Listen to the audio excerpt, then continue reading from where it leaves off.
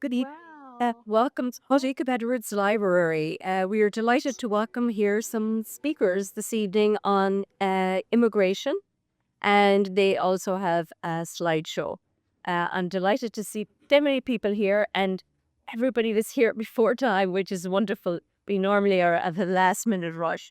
So, without further ado, I'd like to introduce Regina Edmonds, and then she will be followed by Jasmine Rivas, David Niles, and Eric von Blyken. We're delighted to welcome the Grassroots of Massachusetts here this evening. So thank you very much. Welcome, everybody. Well, yes. Thank you all for coming. And we're Grassroots Central Mass, and we're a small political action group. We try to work really hard to understand some of the concerns and difficulties of our region of the state. We kind of feel like sometimes Central Mass is forgotten in Boston and other places. And so we try to do our best to highlight some of the concerns and issues that we see in our region. And we also have a climate committee and a social justice committee. So it is the social justice committee that's presenting tonight on some of the issues of immigration. Is immigration facts and fiction. And our goal is to try to communicate the life experience, the stories, the ways in which immigrants make our nation great and make it beautiful, and to a little bit change the narrative that we sometimes hear. Um, so we're not here to make a big political statement. We're here more to try to highlight some of the reasons why people arrive, some of the questions that people have. So I'm Regina Edmonds. I am on the leadership team of Grassroots Central Mass, and I'm a former professor at Assumption University. So I don't know who else I am, but and we always like to start our presentations with the song that you heard as you entered, "Good Night, New York." I love the line, "My mother came to America, sailed through the harbor of hopes and in dreams." And then it goes on later in the song, "But here in the new world, I hope I've not failed her, but nothing's the way that it seems. All of my yearning, all of my hunger, maybe I'm learning. Sometimes I wonder, good night, New York." And I really love this song for a couple of reasons. I heard Priscilla Herdman, who wrote it, perform it at a conference called The Resilience of the Human Spirit. And this was a gathering of poets from all over the world who had made their homes here in the US. And they were poets who had all experienced extraordinary atrocity and trauma, and then came here for a safe haven, to be in a safe haven. And so I could go on and on about the conference. It was incredibly moving, but the song always connects me back to that experience. But it also causes me to think about one of the questions we have tonight is, who is an immigrant? And maybe aren't we all, unless we are the descendants of indigenous peoples or the descendants of those brought in enslavement, then pretty much we all are immigrants. We sailed through the harbor of hopes and dreams, maybe not literally, but figuratively. And so I really hope that we can communicate that idea that as we think about our own stories and our own families and our own experiences, that we will connect and bond with those who are coming here as new arrivals now. And of course, as you sail through the harbor of hopes and dreams, you see the Statue of Liberty there. And I grew up in Bayonne, New Jersey, across the river from the Statue of Liberty. And a big treat was to go down to the harbor and look out over the New York City harbor and see the Statue of Liberty. And I remember this as a child. It was like so profound. And I was so deeply touched by some of the words. Give me your tired, your poor, your huddled masses yearning to breathe free, the wretched refuse of your teeming shores. Send these, the homeless, tempest-tossed, to me. I lift my lamp beside the golden door. And I think the Statue of Liberty, put a brand on me. And for my whole life, I've really kept those words, and I do everything I can to try to bring a sense of equality and justice in my work and in my endeavors. Um, so then we ask the question, well, who is an immigrant? And as I said, maybe all of us are, unless we were indigenous or came as enslaved people. But there is a formal definition, of course, and a lot of this is on your sheet.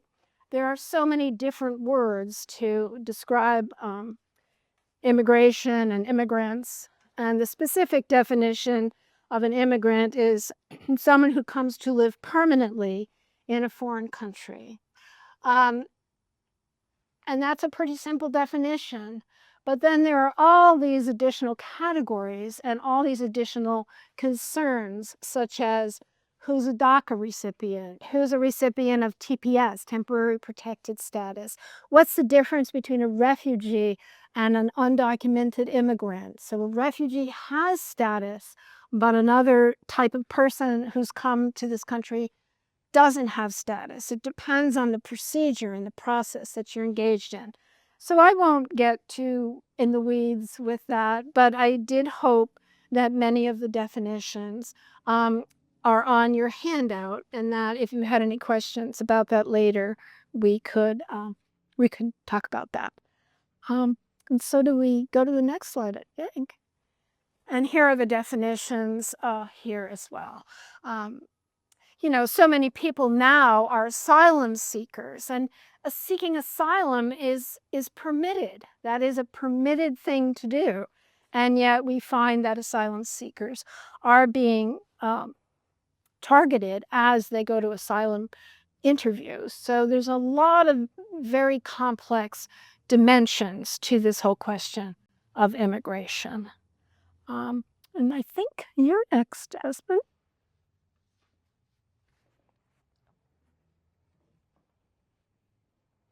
Hi, everybody. I'm Jasmine Rivas, and I'm the program director for the Coalition for Anti-Racism and Equity. And that is a statewide organization. I work with young people in high school and college, working on social justice issues, many of the issues that we work on as well at Grassroots Central Mass. I'm part of the Racial and Social Justice Subcommittee. And and community advocacy here in Southbridge and in the greater Worcester County area is very important to me. And so I'm going to talk about why do people leave home? And as I read this poem, I'd like you to think about that question, and maybe think about that question as it pertains to your ancestors when they came here. Why did they leave home?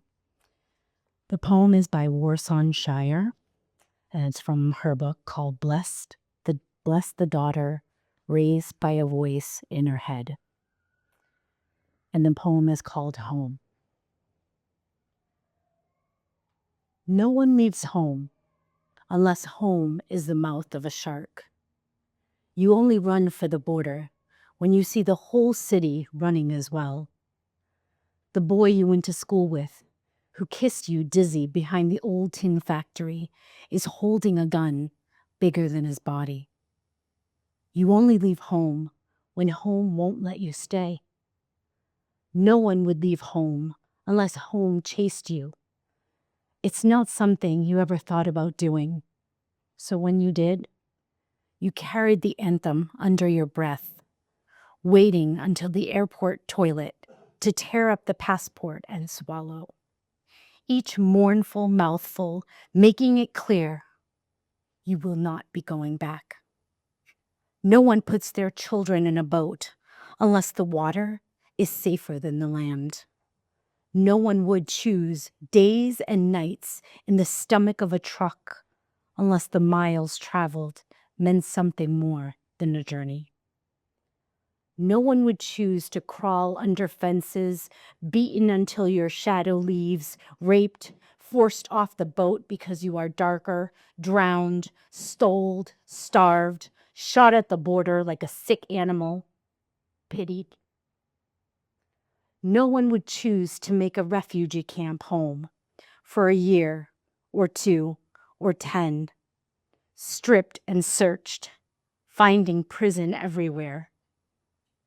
And if you were to survive, greeted on the other side, go home, blacks, dirty refugees, sucking our country dry of milk, dark with their hands out, smell strange, savage.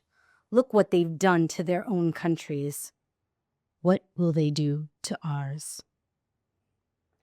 The insults are easier to swallow than finding your child's body in the rubble.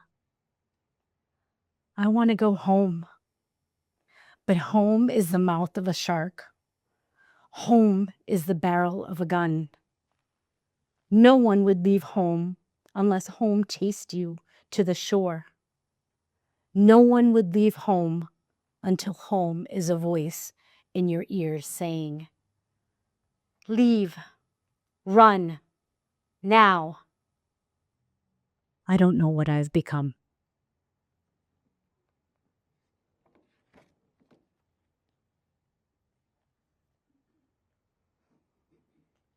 So here we're going to share a little bit of a story of a friend of mine, Pudasan Ketnavan. If you are from Southbridge, you may know him. He is an amazing human being and great DJ, brings so much joy to many events and many things that we do in our community.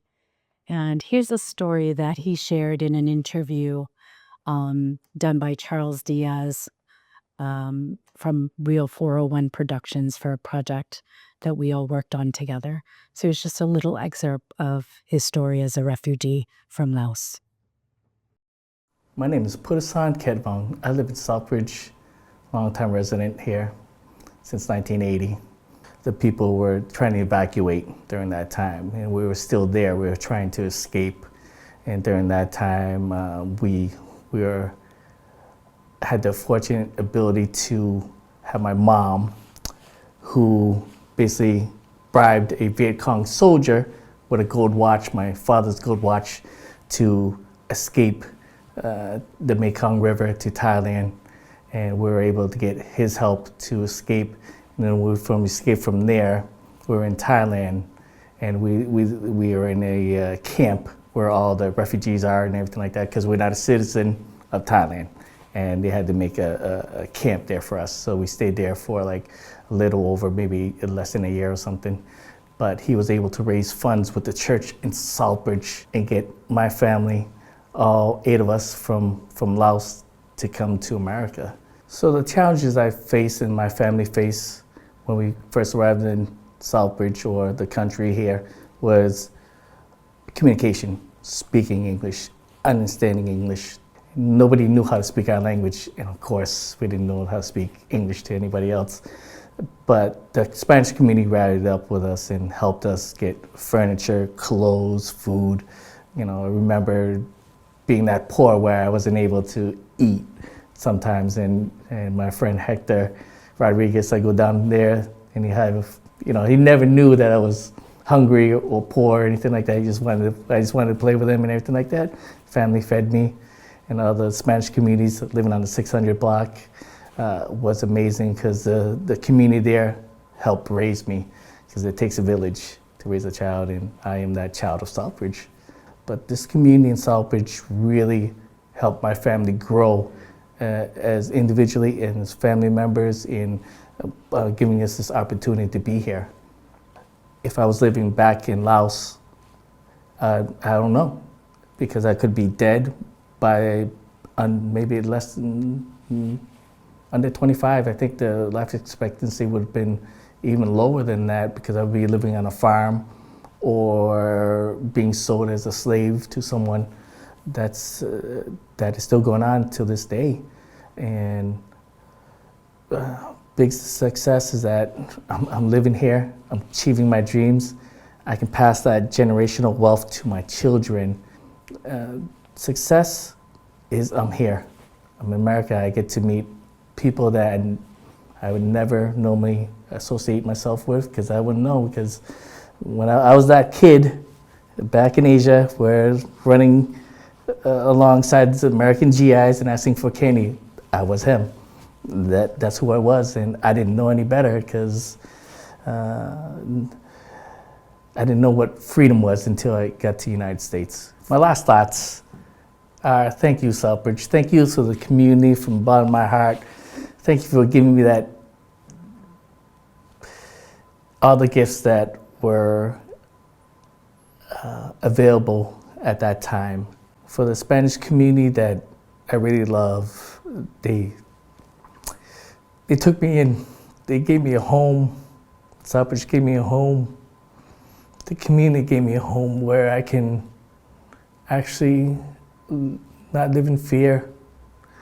And now I can raise my children here. They're unbelievably smart. We have everything that I ever wanted in my life: a wife, kids, and just something that I could be proud of.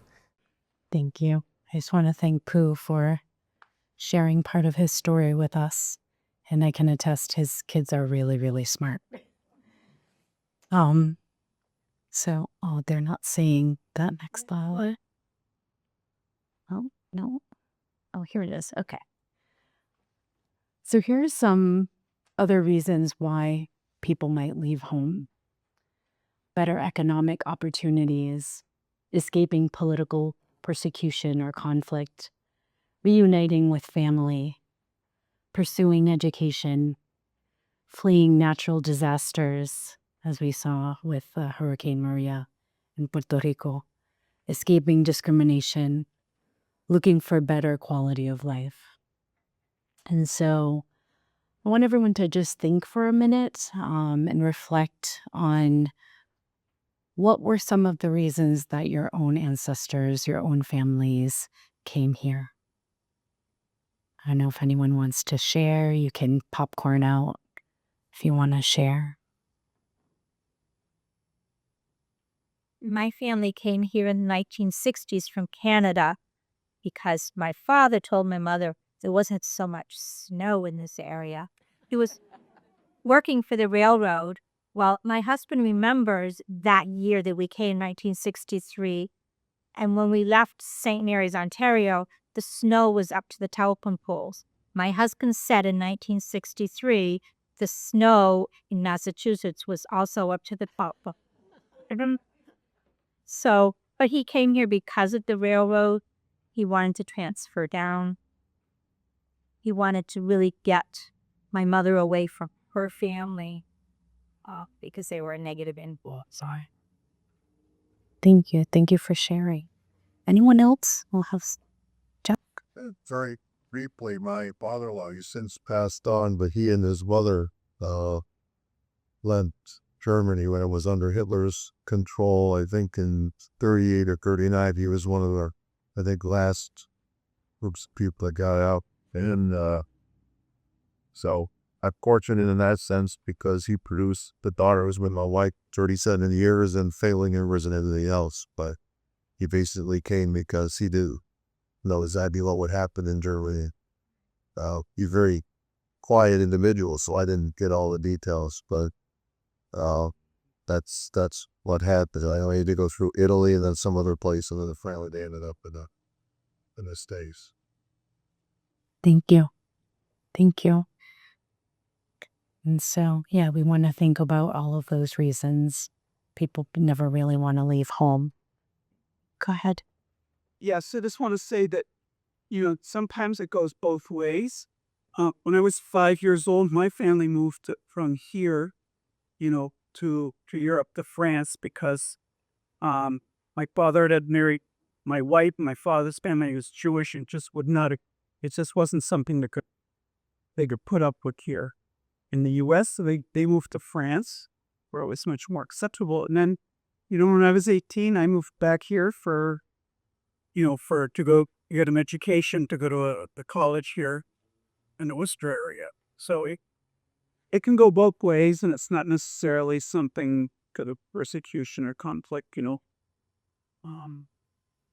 just the way of life, I guess. Yeah, absolutely. Thank you so much for sharing. Going to pass it back to Gina for our next slide.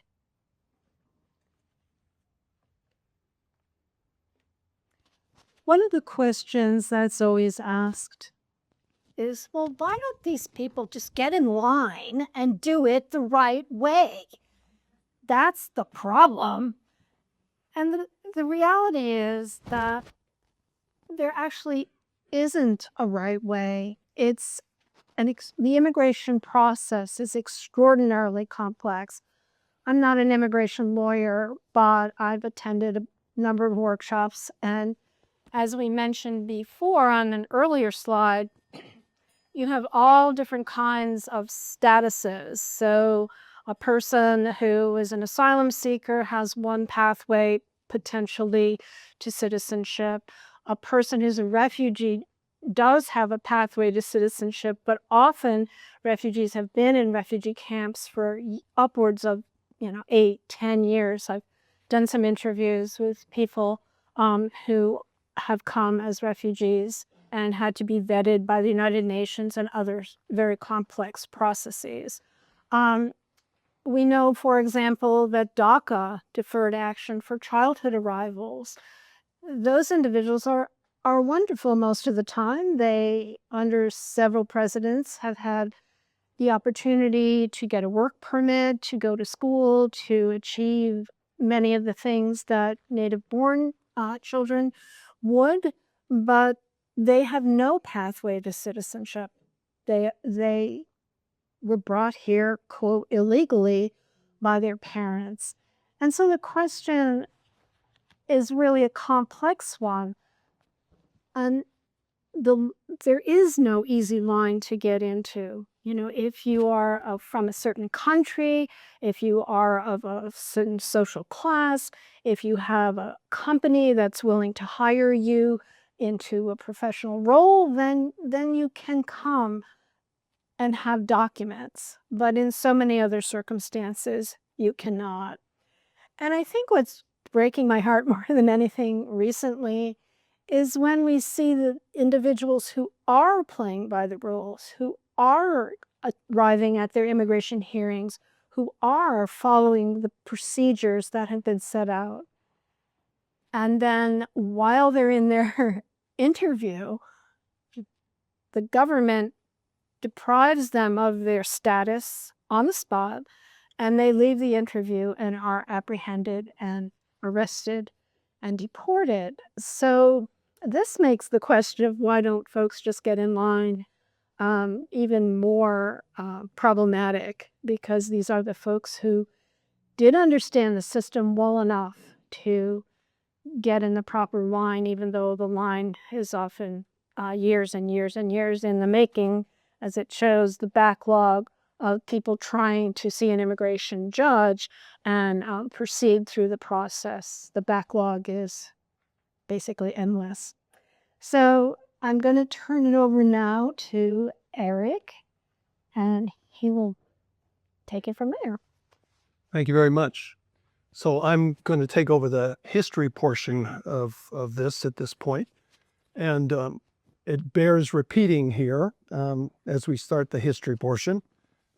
I almost forgot. I should tell you a little bit about myself. My name is Eric von Bleiken. I am the founder of the BFF, the Brookfields Fight Fear, which is a sister organization to Grassroots Central Mass.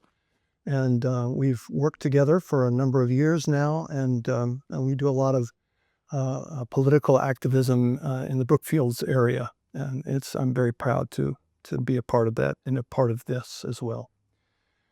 So America, even the idea of America, is entirely a product of immigration. It should go without saying that unless we are an indigenous person or our ancestors or our descendants of the enslaved peoples, we are all a product of immigrants. It took a while, but once the Europeans or once the Europeans proclaimed ownership of indigenous land and called it America, these new inhabitants began to determine who would be allowed to share in her bounty. For example, in the 1800s, Asian peoples were subjected to intense discrimination, which led to the Chinese Exclusion Act of 1882. In the late 1800s, huge numbers of mostly European people descended upon America. Many who had come before reacted with prejudice and backlash at these new people. That backlash led in 1924 to Congress passing sweeping legislation, the quota system, and that severely curtailed immigration to America. My own story, my father, who came to America in 1921, was almost swept away in the backlash just prior to 1924. He was just 15 when he came alone from Germany. His entry was stopped, however, because it was discovered that he was actually a native of Africa. He was, my grandparents were missionaries in what was then Tanganyika, which is now Tanzania. Sight unseen, he was marked to be sent back to Africa. Of course, he was one of the lucky ones. He was allowed to stay, but he firmly believed throughout his life that his skin color had an enormous amount to do with his fate. The history of immigration is complicated in America. It is born of irony and continuously exists in conflict. America, when it needs immigrants, as in wartime, tends to be open despite prejudice and fear. However, as numbers increase, fear increases, prejudice increases. The conflict seems to occur along political lines, but continues to be a deeply personal one as well. It is even built into some of our own religious convictions. So ultimately, it is really a battle we fight with ourselves. From 1924 to the present, presidents like JFK, LBJ, Reagan, Clinton, Biden, and Trump, entities like the military, big agriculture, corporate America, nonprofits, and advocacy groups have wrestled this ball from each other back and forth until the present day. We are now in a place of mis and disinformation, and it's rampant. It's hard to know what to believe. That is why we are here tonight. There is no easy solution to this issue, but we believe that understanding the problem by helping people to understand the facts is a step away from fear and an important path to solutions through compromise. In our brutal present reality, this may seem a long way off. However, the need for a clear understanding of the truth about immigrants and of our immigration system has never been more important. You have received a handout with facts that provide a more detailed history of the challenges of America's immigration system. We sincerely hope you will read it and make your own informed decisions about this complex situation. Thank you very much.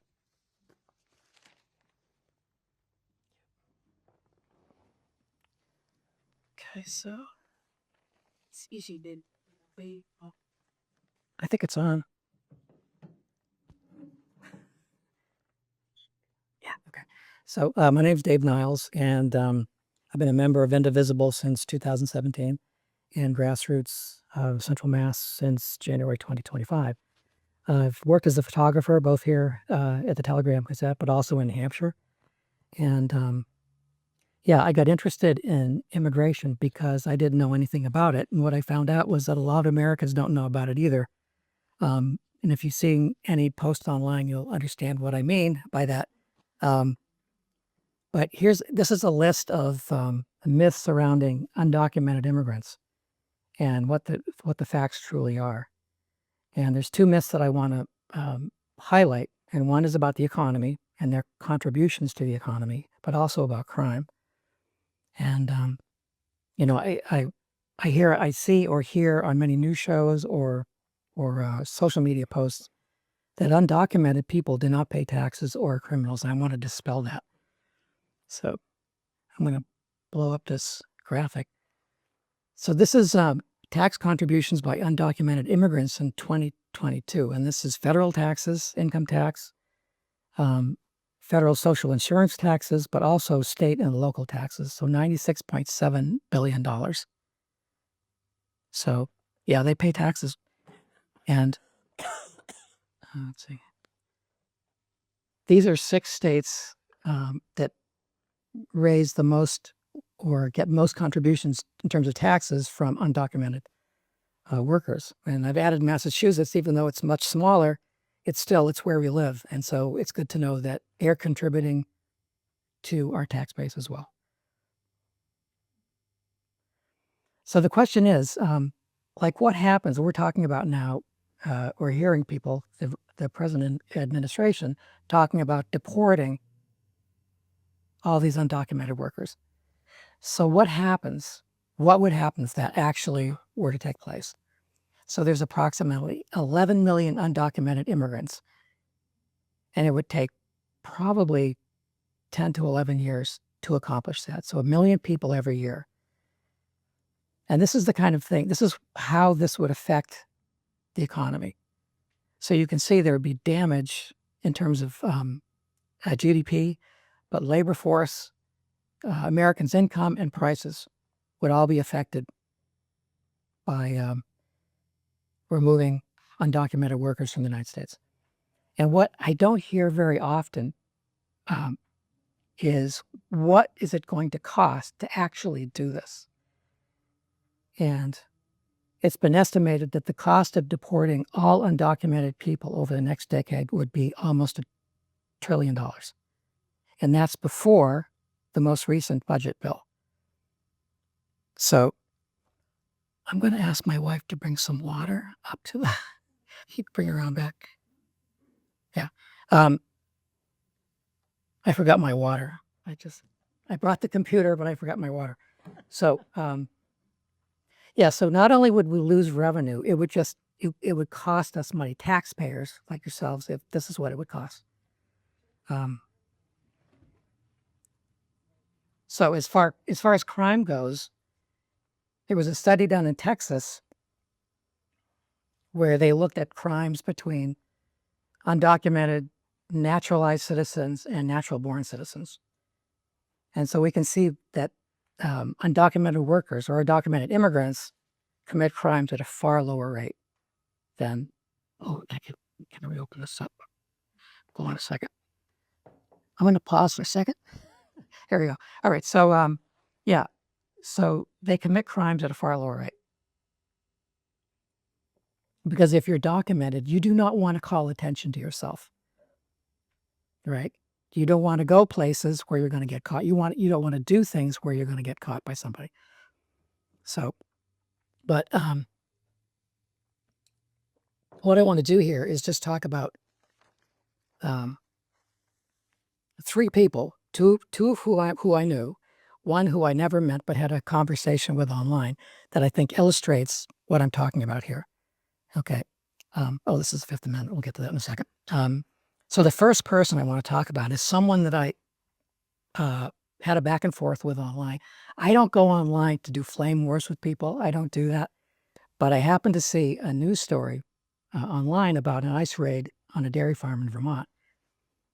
And in the story, it said that migrants were arrested, but no indication was given about their immigration status, none whatsoever. And one commenter said, well, they're criminals. They should be deported. And of course, he had no idea what their legal status was either. So I said, well, I said, this is unfortunate for both the workers and the farmer because I knew how difficult it was to work on a farm. When I was a kid, I had cousins that had a dairy farm in Vermont where I spent lots of time, and I got to see how hard it is to be a dairy farmer. As an adult, I worked for a dairy cooperative in the Northeast, and I traveled around to different farms. I got to talk to the farmers. I got to see what was going on.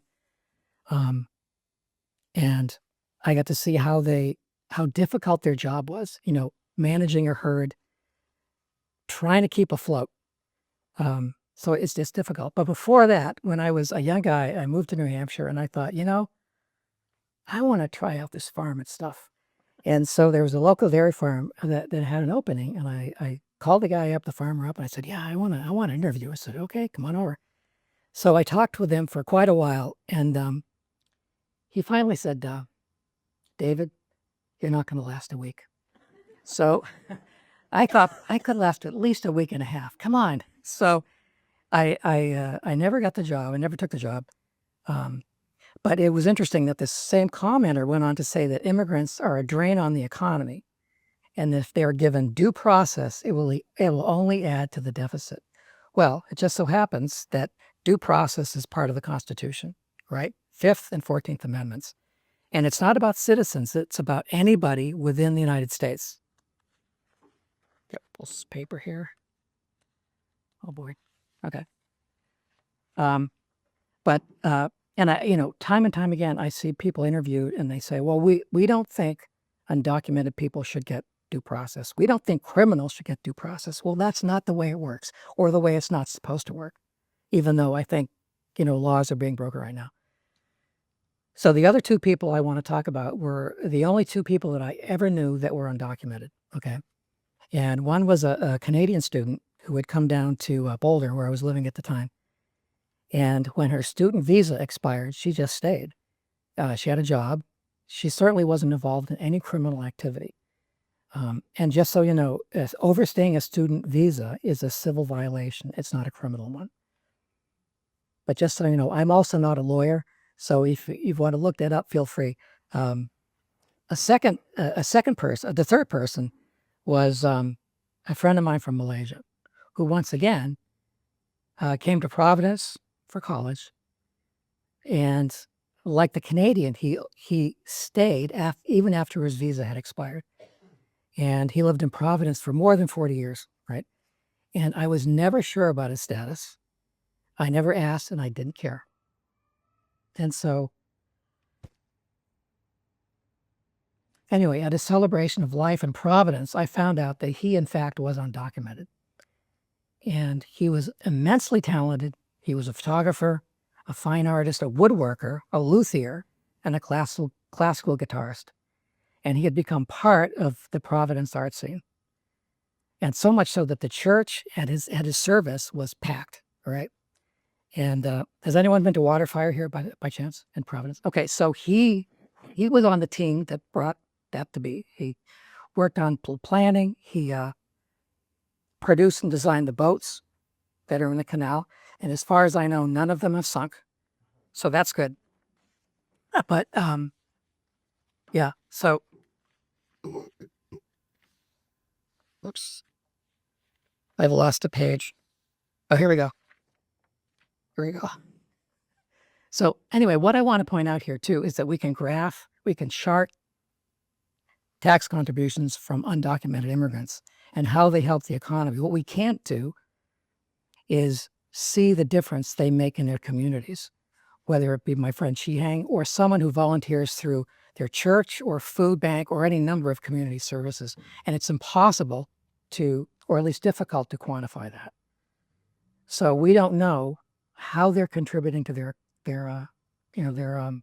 neighborhoods, their communities. So what I say, I know this is going to sound crazy, but what I say is that rather than dismissing or demonizing undocumented immigrants, we should not throw away our humanity. We should give them the same respect we give anyone. It's also unfortunate right now that this animosity towards undocumented immigrants is spilling over into those immigrants who are not only here legally, but who are also citizens. So, thank you. Next. Thank you. Do you need this?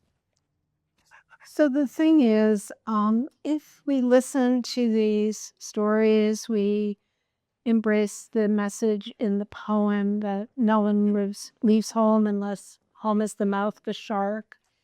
If we know people who have contributed enormously to our culture, as David mentioned with his friend who helped create Waterfire, if we stay very grounded in our own experience too of our families, of what it means to come here with hopes and dreams as you sail through the harbor of hopes and dreams.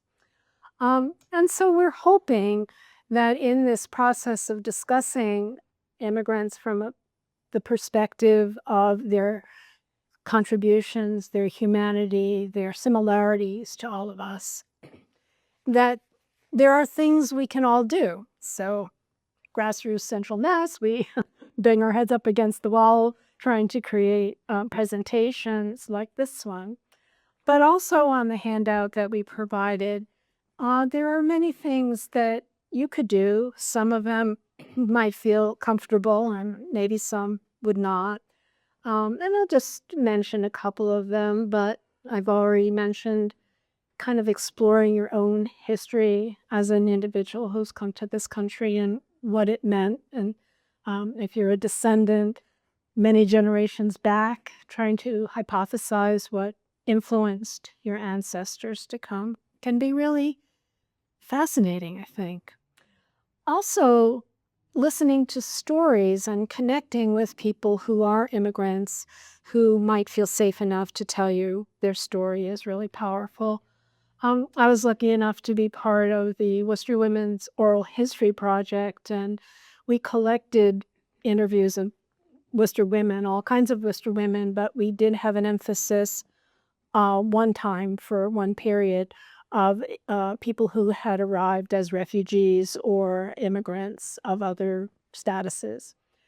And those stories are published on the Worcester Women's Oral History Project website. And so I put the web address there.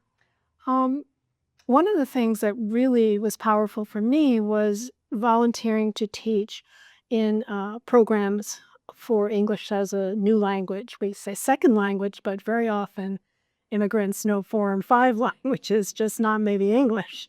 So I try to, I don't know what the technical term is, but English for speakers of other languages. And I have to tell you, I was so inspired. It was so moving to me. I taught college for a long time, and I loved my students, and they were great. They were. But the passion and the commitment of people coming to learn English just blew my mind. I would say to my college students, wow. And I remember one woman, she had to take 3 buses from wherever she was to get to the program. And not only that, but she worked the night shift. So she'd work all night. She'd get on the 3 buses. She'd arrive at a Centria care facility in Worcester. From 9 to 12 was the class. She was there every time. She went home. I think she slept for maybe 2 hours, got up, made lunch and dinner for her kids, and then went back to work.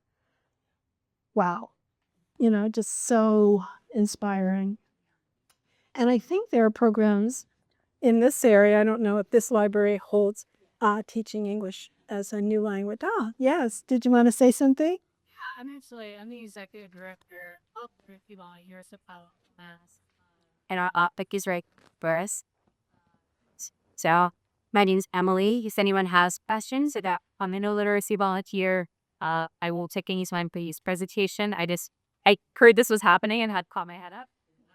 But you'll read that. That's wonderful. I don't know if you could hear, but the literacy volunteers of that South Central Mass. And I volunteered with the ones in literacy volunteers of Greater Worcester or whatever it was called. And it's a wonderful experience. Also, you know, sometimes the easiest thing is to just take some money out of our pocket and support organizations that are working for the rights of of immigrants, and so that some of them are listed here as well. And what I added to the handout this time were some bills that are in front of the Massachusetts legislature right now. And it's always really helpful to write to your representatives, even if you feel like they don't agree with you, or even if you think they do agree with you. It's really important to them to know that people are paying attention, that we want to protect those who are more vulnerable, and we want to see these bills that these bills are passed. I think I listed 6 of them, and 5 are supportive of immigrants, and 1 is the opposite. Let me find the reference.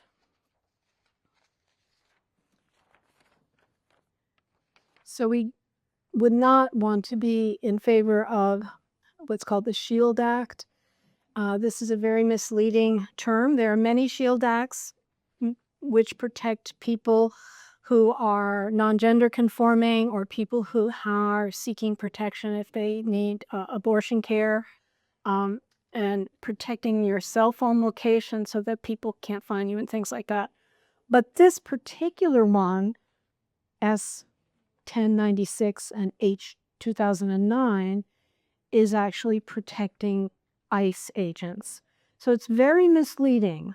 So the Location Shield Act is above on this sheet, but the last one there, the Shield Act, is one if you are of the mind to not support ICE, then that would be one that you don't want to see happen. And just newly to my sheet is HD 4886. So that's a bill that hasn't received as yet a House and Senate number. It's a new entry on the docket, so to speak. But this bill was just recently discussed, and the hope is that Massachusetts will take a stand to require ICE to take off their masks. That there would be penalties if a person who is participating in an ICE raid, or whatever you want to call it, arrest, should identify themselves as an enforcement person and take their mask off. So there's a lot going on. We've been trying to pass the Safe Communities Act for 10 years. That's the first one listed. So if you have a chance to kind of read over the summary of the bill, and you can also, go online and find out more of the details, and, just take a short amount of time to write to your representatives, senators and state congressmen, or whatever they call them. So anyway, I think that completes our formal part, and we don't have too much time left, but